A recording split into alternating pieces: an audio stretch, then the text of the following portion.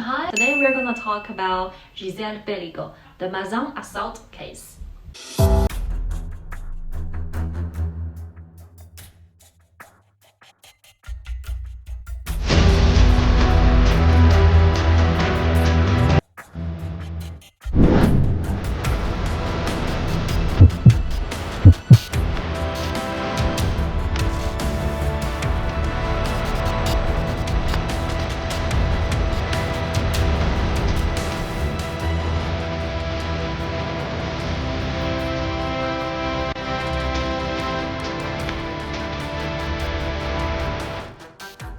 "72 men accused, 51 suspects identified, 50 defendants, one main defendant, aged 21 to 69 at the time of the incident, 92 rapes, sometimes at least 2 to 3 times a week, 10 years, 3,800 photo and video archive records."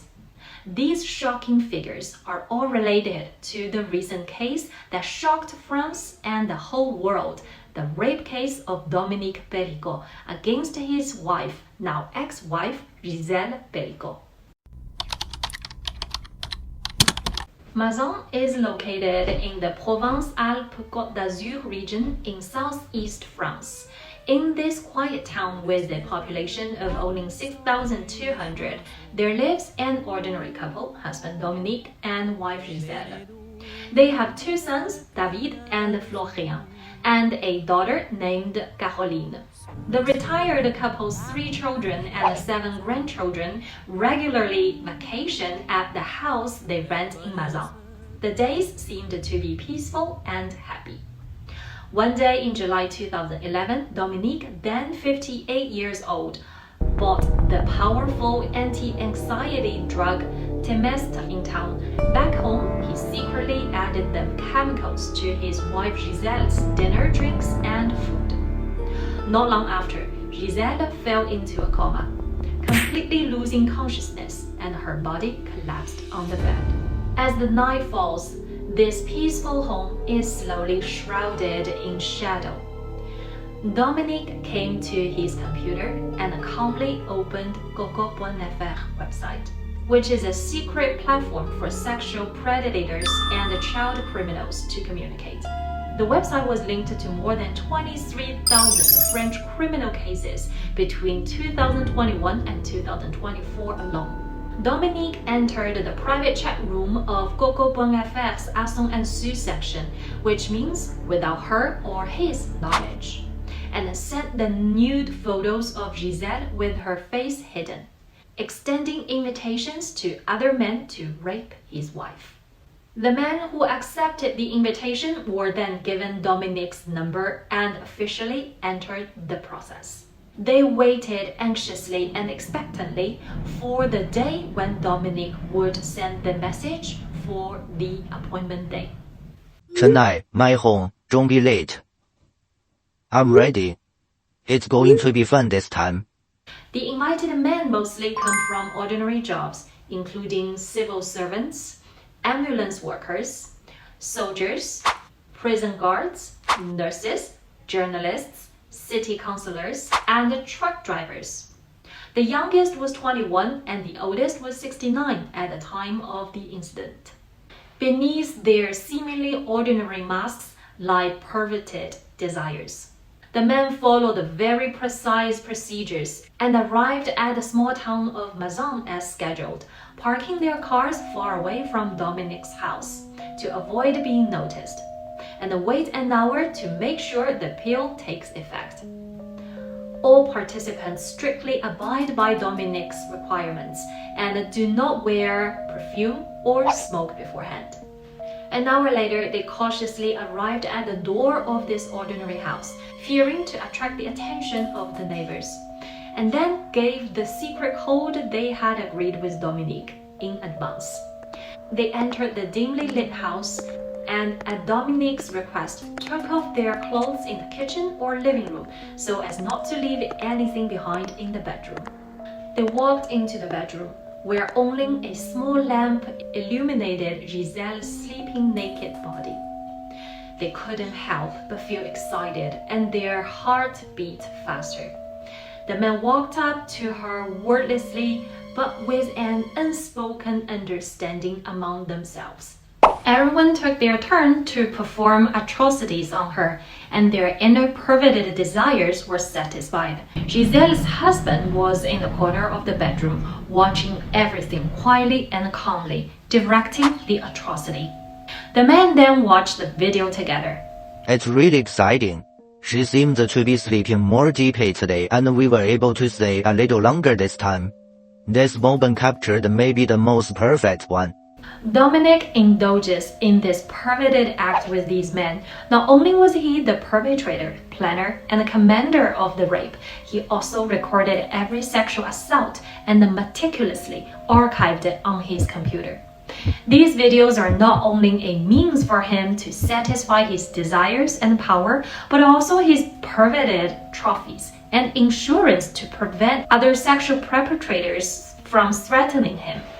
There's an element of joy in it, but there's also a level of assurance. Whenever this nightmare ends, these men quietly leave. Dominique then tidied the room carefully, rearranging Gisele's clothes, wiping away on her body and sheets, and making sure everything looked normal. When Gisele woke up the second day, she had no idea what had happened the night before. But she sometimes felt heavy in her body, sore in her limbs. She gradually became weak and her memory declined. But she just attributed these symptoms to stress or aging, and she never doubted her husband. Under Dominique's planning and invitation, such violent carnivals sometimes reached at least 2 to 3 times a week, and they happened repeatedly and lasted for a full 10 years.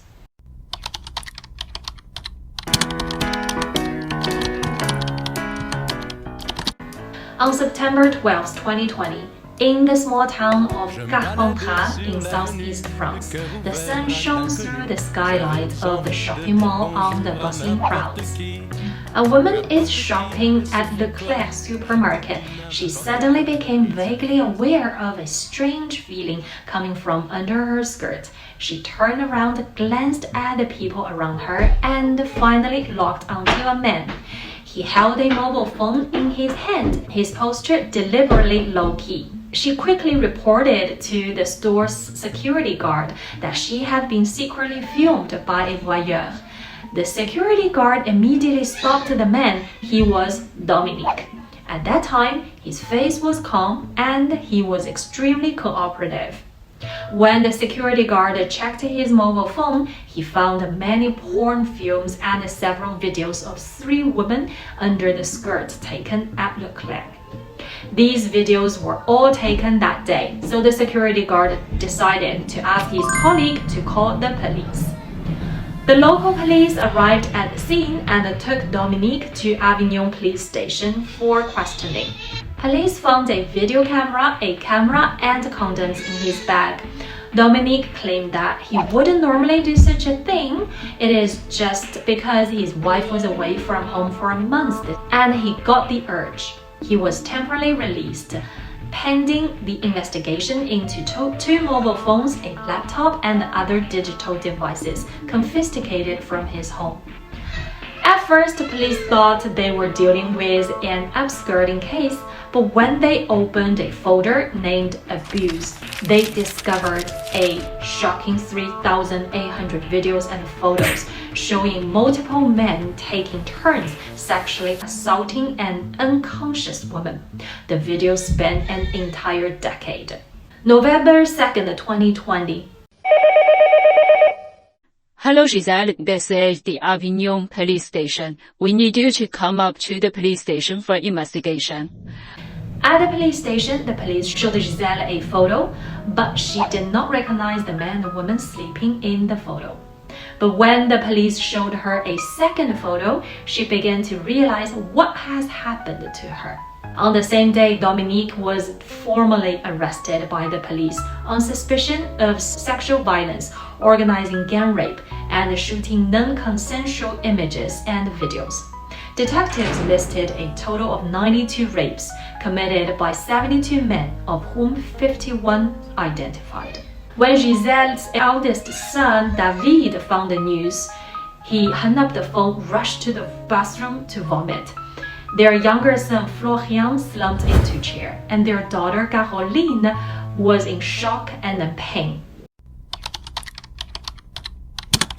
On May 11, 1999, Estella, a 19-year-old real estate agent at the time, was showing a man an apartment in Villeparisis in Seine-et-Marne, a suburban Paris town, when the man suddenly tried to assault her.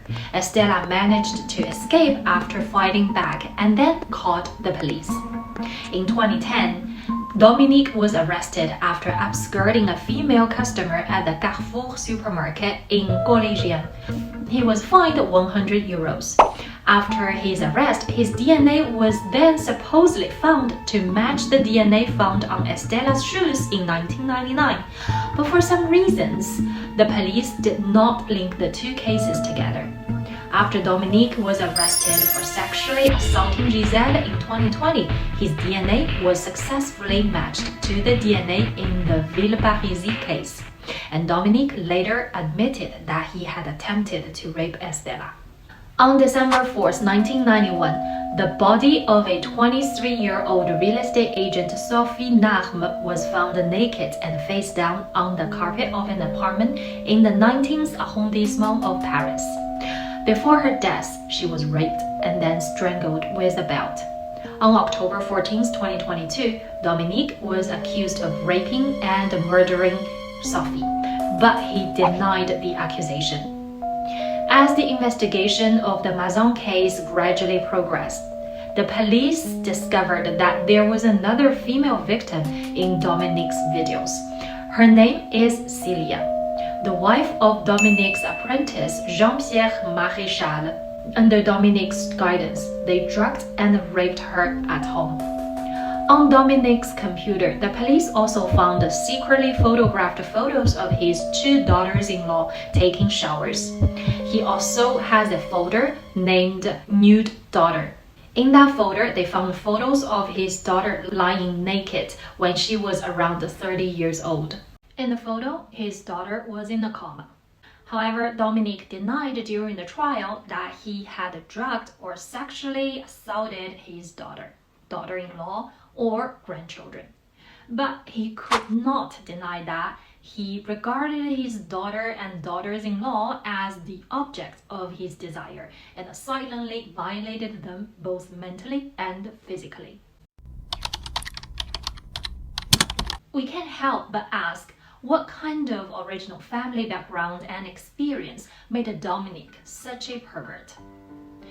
Dominique was born on November 27, 1952, in the small town of Coincy-sous-Sénart in the Essonne region of northern France. At 14, he became an apprentice electrician, then a real estate agent, and then a technical sales agent for fire alarms and computer equipment. At the age of 19, he met Gisele and they married 2 years later. After their marriage, Dominique worked for EDF for many years, and Gisele was the business manager of EDF. Dominique was struggling to make ends meet and was heavily in debt.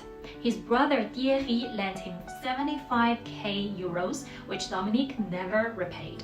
He also founded an electrical research company that went bankrupt in 2001. To protect their assets from Dominique's creditor status, Dominique and Gisele temporarily divorced and then remarried on July 11, 2007.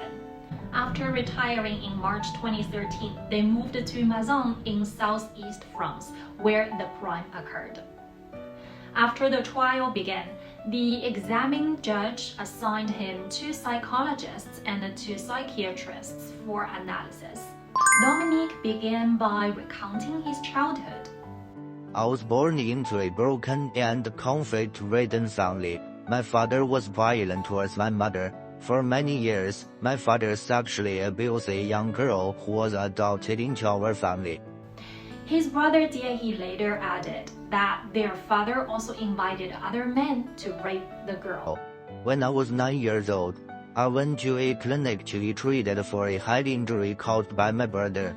I was bandaged and my head hurt. A male nurse came to me and said, "My name is Beryl. Would you like some candy?" Then I was raised by him. When I was 14, I was forced to participate in the gang rape of a young woman.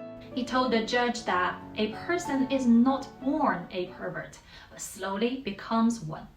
I'm ashamed of my father. In the end, I did not do better. The psychiatrist discovered that Dominique had a paraphilic deviation and described him as having a complete lack of empathy and having obsessive fantasies about necrophilia. Psychologists described Dominique's personality traits as a Jekyll and Hyde character. There is a split in his soul. Two complete opposite personalities can coexist in one person. In public, he is very ordinary. Dominique appears as a stable, respected, appreciative family man. But in intimate relationships and sexual habits, he displays another character. When asked by the judge about his marriage to Gisele, Dominique tearfully said, When I found out she was having an affair, I considered suicide. In 1971, when I was 19, I met Gisele. I only remember shock and trauma during my early years, but clearly I forgot this thanks to her. During his testimony on Tuesday morning, Dominique repeatedly assured the court that I never hated my wife. In fact, I was crazy about her. I loved her very much, and I still do to this day. Dominique knew very clearly that he could not get the emotional support a child should have from his parents and siblings. Instead, he received endless neglect, suppression, and manipulation. He consciously chose Gisele, who is the opposite of them, to make up for and repair his childhood trauma. However, he projected his disgust and hatred for his family onto Gisele and exacted revenge on her in a cowardly manner on the wife he was supposed to be protecting and thinking for the hill. Endless oppression, manipulation, and sexual assault to satisfy his pathological desire for power. Dominique's sexual assault has two core motivations. One is the compensation for his past emotional trauma, and the other is a desire for control caused by a sense of powerlessness or inability to deal with the intimate relationships, allowing him to feel a pathological sense of superiority and a sense of control. Gisele is 71 years old, an age when she should be enjoying her retirement and family time. The rape took a huge toll on her physical and mental health. She was found to have 4 sexually transmitted diseases. Her hair began to fall out and she lost nearly 16 kilos. During her final years in Paris, she began to suffer from memory loss. After moving to Mazan, her memory continued to decline and her fatigue worsened. After experiencing the initial shock, Gisele made a very brave decision. She refused to go to a closed trial and chose to make her experience public. I dedicate this fight to all victims of sexual violence around the world. Her lawyer hopes a public trial will shift shame back to the defendants.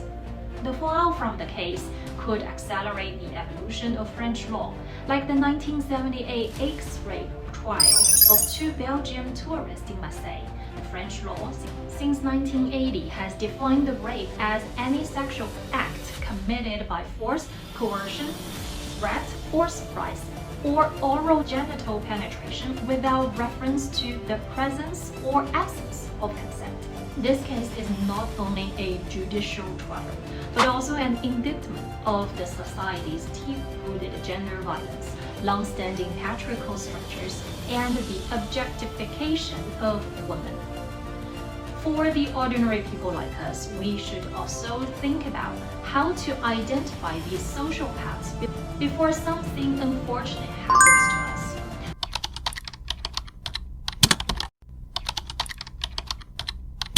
Cause you are the reason I'm still hanging on.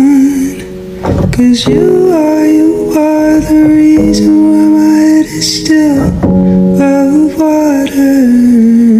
'Cause you are the reason why I'm still hanging on. 'Cause you are the reason why my head is still above water.